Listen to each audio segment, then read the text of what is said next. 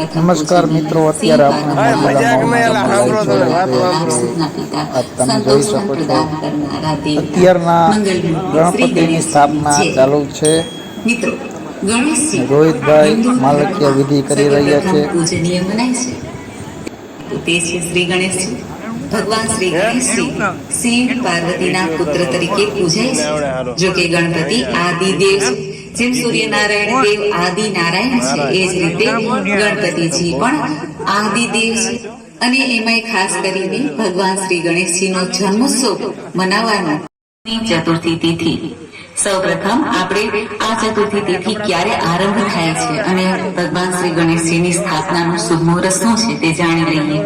આપણા હિન્દુ પંચાંગ અનુસાર ભાદરવા માસના શુક્લ પક્ષની ચતુર્થી તિથિનો પ્રારંભ થાય છે તારીખ 6 સપ્ટેમ્બર 2024 બપોરના લગભગ 3 વાગે, જે આ ચતુર્થી તિથિ પૂર્ણ થાય છે 7 સપ્ટેમ્બર 2024 સાંજે 5:30.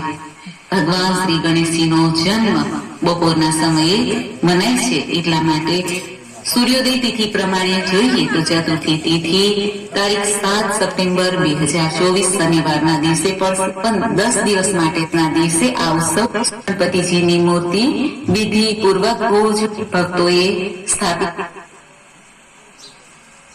ચતુર્થીમાં જો બાપાની મૂર્તિ સ્થાપિત કરવી છે અને વિશ્વ શ્લોક બોલો ને કે બીજું ના સાંભળવા મારે આવું જ બોલેલા તે ખોટું ચાલુ કરી નાખ્યું યાર.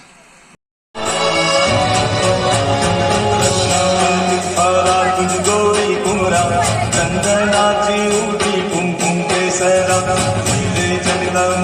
શોભતો બરા સુન સુન